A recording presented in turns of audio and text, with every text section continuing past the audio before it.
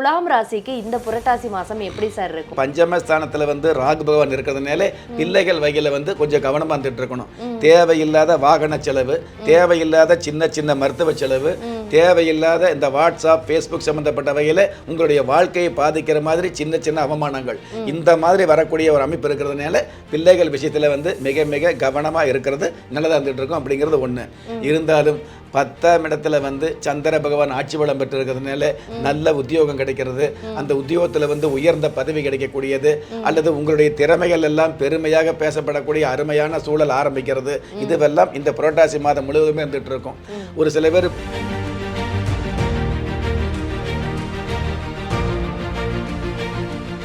ராஜயோகம் டிவி நேயர்கள் அனைவருக்கும் வணக்கம். நான் உங்கள் அபிநயா. நம்ம ராஜயோகம் டிவியில் ஒவ்வொரு நாளும் புதிய புதிய ஆன்மீக தகவல்களை தெரிஞ்சுட்டு வர்றோம். அந்த வகையில் வழக்கம் போல நிகழ்ச்சியில் யார் இணைந்திருக்கா அப்படின்னு பார்த்தீங்கன்னா நம்ம ராஜயோகம் டிவி புகழ் ராஜயோகம் டாக்டர் கே ராம் சார் அவர்கள் தான். வணக்கம் சார். வணக்கம் சார். இந்த புரட்டாசி மாதத்துக்கு நீங்கள் முன்னாடி சொன்ன நிகழ்ச்சியில் நிறைய ராசிக்கு நிறைய நல்ல விதமான விஷயங்கள் எல்லாமே சொல்லியிருக்கீங்க. இப்போ துலாம் ராசிக்கு இந்த புரட்டாசி மாதம் எப்படி சார் இருக்கும்? துலாம் ராசியை பொறுத்தளவுக்கு இந்த புரட்டாசி மாதம் துன்பங்களை எல்லாம் துரத்தி அடிக்கக்கூடிய மாதமாக இருந்துகிட்டு இருக்கும். அதே சமயத்தில் பார்த்தீங்கன்னா உங்களுடைய சேமிப்பு சம்மந்தப்பட்ட விஷயங்களுக்கு செலவுகள் வரக்கூடிய ஒரு மாதமாகவும் இந்த மாதம் வந்துட்டு இருக்கும் அப்படிங்கிறது உண்மை. ஏன்னா லாபஸ்தானாதிபதியாக இருக்கக்கூடிய சூரிய பகவான் 12ஆம் இடத்துல விரயஸ்தானத்தில் இருக்கிறதுனால கண்டிப்பாக விரயம் இருந்துகிட்டு இருக்கும். ஆனால் புதன் பகவானோடு சேர்ந்து விரயஸ்தானாதிபதி புதன் பகவான் ஆட்சி உச்சம் பெற்று இருக்கிறதுனால அந்த விரயம் கூட பார்த்தீங்கன்னா சுப விரயம் வந்துட்டு இருக்கும். தேவையில்லாத விரயம் இருக்கும் இல்லையா? இப்போ மருத்துவ சம்மந்தப்பட்ட செலவு அப்படிங்கிறது நிர்பந்தம், அது தேவையில்லாத வீண் செலவு. அந்த மாதிரி தேவையில்லாத வீண் செலவு அப்படிங்கிறத விட அசையா சொத்துக்கள் வாங்கி போடக்கூடிய அளவுக்கு உங்களுக்கு சுப விரயங்களை விரயம் அப்படிங்கிறது தடுக்க முடியாது, தவிர்க்க முடியாது. ஆனால் அந்த விரயங்களை சுப விரயமாக மாற்றக்கூடிய அளவுக்கு கிரக நிலைகள் யோகமாக இருக்குது அப்படிங்கிறது ஒரு ஆறுதல். அதே மாதிரி ஜென்ம ராசியில செவ்வாய் பகவான் இருக்கிறதுனால இனம் புரியாத ஒரு சுறுசுறுப்பு, எந்த நேரத்திலும் விறுவிறுப்பாக இருக்கக்கூடிய ஒரு பாக்கியம் அதிகமாக வந்துட்டு இருக்கும். ஒரு வாகனத்தை எடுக்கிறோம் அப்படின்னு வைங்களே, நம்ம பொதுவாக மெதுவாக போய் நியாயமான வகையில் வாகனத்தை எடுக்கிறோம் அப்படிங்கிறத விட கொஞ்சம் சுறுசுறுப்பாக அந்த வாகனத்தை கிக்கரை உதைக்கும் பொழுதே பார்த்தீங்கன்னா ஒரு ஒரு ஒரு பெரிய வீரம் தெரிகிற மாதிரி, அல்லது வாகனத்தை செலுத்துறது பார்த்தீங்கன்னா மிக மிக வேகமாக இருக்கக்கூடியது. இந்த மாதிரி எல்லா நேரங்களிலுமே சுறுசுறுப்பு அப்படிங்கிறத விட விறுவிறுப்பு அப்படிங்கிறது அதிகமாக வந்துட்டு இருக்கும் இந்த மாதம் முழுவதுமே. அதே மாதிரி பஞ்சமஸ்தானத்தில் ராகு பகவான் இருக்கிறதுனால பிள்ளைகள் வகையில் கொஞ்சம் கவனமாக வந்துட்டு இருக்கணும். தேவையில்லாத வாகன செலவு, தேவையில்லாத சின்ன சின்ன மருத்துவ செலவு, தேவையில்லாத இந்த வாட்ஸ்அப் ஃபேஸ்புக் சம்பந்தப்பட்ட வகையில் உங்களுடைய வாழ்க்கையை பாதிக்கிற மாதிரி சின்ன சின்ன அவமானங்கள் இந்த மாதிரி வரக்கூடிய ஒரு அமைப்பு இருக்கிறதுனால பிள்ளைகள் விஷயத்தில் மிக மிக கவனமாக இருக்கிறது நல்லதாக இருந்துட்டு இருக்கும் அப்படிங்கிறது ஒன்று. இருந்தாலும் 10ஆம் இடத்துல சந்திர பகவான் ஆட்சி பலம் பெற்று இருக்கிறதுனால நல்ல உத்தியோகம் கிடைக்கிறது. அந்த உத்தியோகத்தில் உயர்ந்த பதவி கிடைக்கக்கூடியது அல்லது உங்களுடைய திறமைகள் எல்லாம் பெருமையாக பேசப்படக்கூடிய அருமையான சூழல் ஆரம்பிக்கிறது. இதுவெல்லாம் இந்த புரட்டாசி மாதம் முழுவதுமே இருந்துட்டு இருக்கும். ஒரு சில பேர் புதிய தொழில் ஆரம்பிக்கிறது. இந்த உத்தியோகத்தில் இருந்துட்டு இருக்கிறோம், இவ்வளவு திறமையாக இருந்துட்டு இருக்கிறோம், இவ்வளவு திறமையை நம்ம அடுத்த கம்பெனிக்கு கொடுக்கறத விட நாம சொந்தமாக ஒரு தொழில் ஆரம்பிக்கலாங்கிற எண்ணம் இருக்கும் இல்லையா? அந்த எண்ணம் பலிதமாகக்கூடிய அளவுக்கு இந்த மாதம் வந்துட்டு இருக்கும். என்னதான் புரட்டாசி மாதமாக இருந்தால் கூட புதிய தொழில் ஆரம்பிக்கக்கூடிய, புதிய வியாபாரம் ஆரம்பிக்கக்கூடிய எண்ணங்கள் வண்ணமயமாக நிறைவேறக்கூடிய மாதமாக இந்த மாதம் வந்துட்டு இருக்கும்.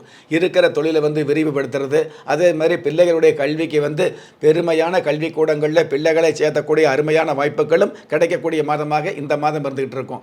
புதிய பூமி வாங்கக்கூடிய, புதிய வீடு வாங்கக்கூடிய அல்லது இருக்கிற வீட்டை மராமத்து பண்ணக்கூடிய வாய்ப்புகளும் இந்த மாதம் முழுவதும் வந்துட்டு இருக்கும். பூர்வீக சொத்து சம்பந்தப்பட்ட வகையில் 11ஆம் இடத்துல லாபஸ்தானத்தில் சுக்கிர பகவான் இருந்து 12ஆம் இடத்துல விரயஸ்தானத்தில் புதன் பகவான் ஆட்சி உச்சம் பெற்ற அந்த புதன் பகவானோடு சூரிய பகவான் சேர்ந்து இருக்கிறதுனால ஒன்று புதிய புதிய சொத்துக்களை வாங்க வைக்கும், அல்லது இருக்கிற சொத்துக்கள் உங்களுடைய பூர்வீக சொந்த கிராமத்தில் ஏற்கனவே பூர்வீக சொத்து இருக்கும் இல்லையா, அந்த சொத்துக்களை புதுப்பிக்கிறது அல்லது பூர்வீக கிராமத்தில் புதிய சொத்து வாங்கி உங்க பரம்பரையை பெருமைப்படுத்துறது. இந்த மாதிரி பெருமையான நிகழ்வுகள் அருமையாக நடக்கக்கூடிய மாதமாக புரட்டாசி மாதம் அமையும். சரி, இப்போ பார்த்தோம்னா புரட்டாசி மாதத்துல இப்போ இந்த ராசிக்கு நடக்கிற நன்மைகளையும் சொன்னீங்க, தீமைகளையும் சொன்னீங்க.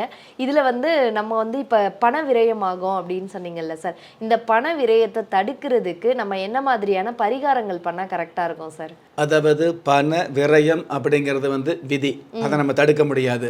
ஆனால் கிரக கோச்சாரம் வந்து உங்களுக்கு சாதகமாக இருக்கிறதுனால அந்த பண விரயம் அப்படிங்கிறது வீண் விரயமாக இல்லாமல் சுப விரயமாக மாறக்கூடிய அமைப்பில் தான் கிரக நிலைகள் இருக்குது. அது ஒரு ஆறுதலான விஷயம். இது எல்லாவற்றுக்கும் மேலாக இந்த மாதத்தில் இந்த கிரக கோச்சாரப்படி உங்களுக்கு நடக்க வேண்டிய நன்மைகளில் உங்களுடைய சுய ஜாதகப்படி தடை ஏற்படும் இருந்துன்னு வைங்களே, அந்த தடைகளை ஓரளவு தவிர்த்துக்கிறதுக்கு வந்து நம்ம வழிபாடு வச்சுக்கலாம்.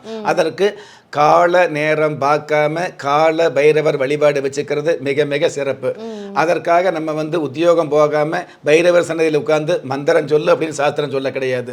நீங்கள் உத்தியோகத்துக்கு லீவு போடாம செய்கிற தொழிலை தெய்வமா நினைச்சு நீங்க உத்தியோக சம்பந்தப்பட்ட விஷயங்கள்ல உறுதியா இருந்துகிட்டு நேரம் கிடைக்கும் பொழுது உங்களுடைய மனசுக்குள்ள கால பைரவரை வந்து நீங்க நினைச்சுக்கிட்டீங்க அப்படின்னா, கால பைரவரை மனசுல நினைச்சு நமஸ்காரம் வச்சுக்கிட்டீங்க அப்படின்னா, இருக்கக்கூடிய சந்தர்ப்பங்கள் உங்களுக்கு சாதகமாக மாறக்கூடிய, நடக்கக்கூடிய விஷயங்கள் உங்களுக்கு நன்மையாக மாறக்கூடிய, அந்த நன்மைகளை நீங்கள் உண்மையாக சந்திக்கக்கூடிய மென்மையான ஒரு காலத்தை இந்த வழிபாடு நிச்சயமா கொடுக்கும் அப்படிங்கிறது உண்மை. வெறும் வழிபாடு மட்டுமே ஒருவருக்கு நல்லது பண்ணுது அப்படிங்கிறத விட அதற்கு தகுந்த மாதிரி கிரக கோச்சாரங்கள் உங்களுக்கு சாதகமாக இருக்கிறதுனால சந்தேகம் இல்லாத நன்மைகளை கண்டிப்பாக சந்திக்க முடியும் அப்படிங்கிறது உண்மை. சார், இப்போ வந்து ஒரு ஜாதகத்துல விரயம் நடக்கும், அதை வந்து ஒரு நல்ல விரயமா மாற்றணும் அப்படின்றதுக்காக என்ன வழிபாடு பண்ணணும், ஸோ அதை எந்த மாதிரி வழிபாடு பண்ணணும் அப்படின்றதையுமே ரொம்ப தெளிவாக சொன்னீங்க சார். ரொம்ப நன்றி. நன்றி. என்ன நேயர்களே, இன்றைய நிகழ்ச்சி உங்களுக்கு ரொம்பவே பயனுள்ளதாக இருக்கும் அப்படின்னு நம்புகிறேன். இந்த மாதிரி நம்ம நிகழ்ச்சியை பார்த்துட்டு இருக்க உங்களில் நிறைய பேருக்கு உங்களோட சொந்த ஜாதகத்தை பார்க்கணும் அப்படின்ற ஆசை இருக்கும். அப்படி விருப்பம் உள்ளவங்க கீழே தெரியிற நம்பருக்கு கால் பண்ணி அப்பாயின்மெண்ட் வாங்கிக்கலாம். ஆனால் அந்த நம்பர் அப்பாயின்மெண்ட்டுக்கு மட்டும்தான், அதாவது முன்பதிவுக்காக மட்டும்தான். நம்ம ராஜயோகம் டிவியில் புத்தம் புதிய ஆன்மீக தகவல், மாத பலன், ராசி பலன்லாம் ஒளிபரப்பாயிட்டு இருக்கு.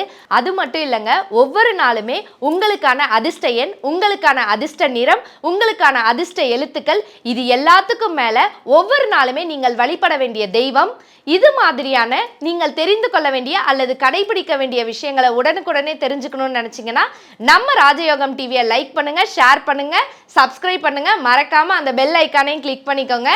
நன்றி. திறமை இருந்தும் வறுமையில் வாடுகிறீர்களா? விதியை நொந்து விரக்தியில் இருக்கிறீர்களா? முயற்சிகள் செய்தும் முன்னேற்றம் கிடைக்கவில்லையா? களஸ்திரம் அமையாமல் கவலைப்படுகிறீர்களா? தாய்மையடையாமல் தவித்து நிற்கிறீர்களா? நவரத்தினம் போட்டும் நன்மைகள் கிடைக்கவில்லையா? பெயர் மாற்றம் செய்தும் பிரயோஜனம் இல்லையா? எந்திரத்தை நம்பி மந்திரத்தை சொல்லியும் மாற்றம் கிடைக்கவில்லையா? எண்கணிதத்தை நம்பி எழுத்தை மாற்றியும் ஏற்றம் கிடைக்கவில்லையா? வாஸ்துவை நம்பி வாசலை மாற்றியும் வளம் காணவில்லையா? ஹோமத்தை வளர்த்து யாகத்தை செய்தும் யோகத்தை காணவில்லையா? திரும்பிய பக்கமெல்லாம் திண்டாட்டங்களையே சந்தித்த உங்களை யார் கைவிட்டாலும் ஆன்மீகம் கைவிடாது. ஆம், அண்ட நிழலுமில்லை, ஆதரிக்க யாரும் இல்லாதவர்களை குலதெய்வம் கைவிடுவதில்லை. கிள்ளிக் கிடைக்கக்கூடிய யோகங்களை அள்ளிக் கொடுக்கக்கூடிய ஆன்மீக அற்புதம் குலதெய்வ விருட்சம். திக்கற்ற யாவரும் ஒப்பற்ற பயன்பெற வாங்கி பயனடைவீர். குலதெய்வ விருட்சம். குலதெய்வ விருட்சம், குடும்பமே சுபிட்சம்.